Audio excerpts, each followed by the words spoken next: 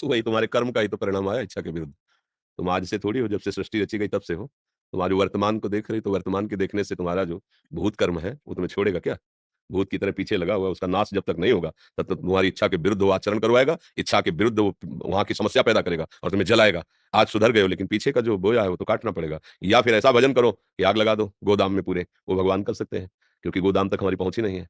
वो भगवान कर सक इसीलिए भगवान कहते हैं, अहम त्वां सर्वपापेभ्यो मोक्षयिष्यामि मा शुचः। तो आप भगवान का आश्रय लेकर भजन करो। ये उतार और चढ़ाव यात्री को प्राप्त होता ही रहता है।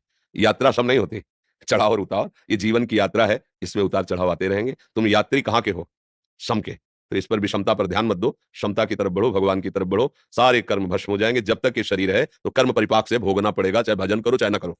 ध्यान रखना, चाहे भजन करो, चाहे ना करो। अगर सुख पुण्य का प्रभाव आ रहा है, तो तुम खूब कत्ल कर रहे हो, पर तुम खूब आनंद से दिखाई दोगे और जिस दिन तुम्हारे कुकर्म का ये वर्तमान का पीछे का जुड़ेगा, तो तुम्हारे सर्वनाश हो जाएगा। अब जैसे आप खूब भजन कर रहे हो, लेकिन इसकी रचना के समय कि आपको इस अवस्था में ये दंड मिलेगा, अब वो दंड आएगा।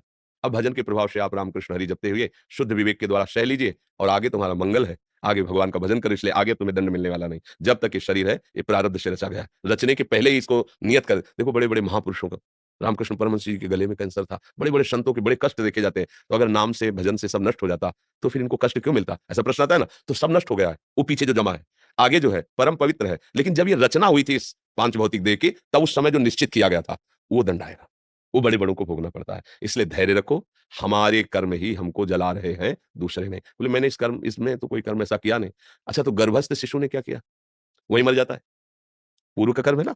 हाँ, वो तो अभी पैदा हुआ है, अभी तो 5 साल का है, कोई पाप किया नहीं। फिर क्यों उसको किसी न किसी घटना से मर गया, बस इतने दिन के लिए था उसका कर्म। इसके बाद दूसरी योनि में चलो। ये विधान है, इसको विवेक के द्वारा, शास्त्र स्वाध्याय के द्वारा, सत्संग के द्वारा समझो और सहो। ये सहना ही पड़ेगा। इसका नाम मृत्युलोक है, ये कर्म भूमि है। अब नया ऐसा बना लो कि पुराने को भस्म कर दे, आगे वाला निष्फल हो जाए, भगवान को प्राप्त हो जाए। वो होता है केवल भजन से, केवल भगवान की शरणागति से। इसलिए समझ लो, कोई भी दान पुण्य तुम्हें बचा नहीं सकता। दान पुण्य एक अलग विभाग है और पाप कर्म एक अलग विभाग है। ऐसे चलता है बराबर। ऐसा नहीं कि दान पुण्य किया तो ये नष्ट हो जाएगा। ये नष्ट हो और ये भी रुक जाए, वो एक ही मार्ग है भजन, जो शुभ और अशुभ दोनों को नष्ट कर देता है और उठा करके उत्तम गति प्रदान करता है। जब तक शुभ रहेंगे तो भोगना पड़ेगा, अशुभ रहेंगे तो भोगना पड़ेगा। न शुभ न अशुभ, शुभ अशुभ दुर्ग विध्वंस बल तब जयति जयति जग उच्चर। अब वो जीत गया संसार को, अब वो भगवत प्राप्त महात्मा हो गया। अब इसलिए बहुत धैर्य से चलो, ये कि कोई हमारी समस्या नहीं, हमारी समस्या है हमारे कर्म। सीधी बात है, इसमें किसी का प्रश्न उत्तर नहीं काम करेगा, इसमें किसी का क्यों में काम नहीं करेगा। अपने कर्म आपको भोगना पड़ेगा। को न काहू के सुख दुख कर दाता और निज कृत कर्म भोग सुन भ्राता।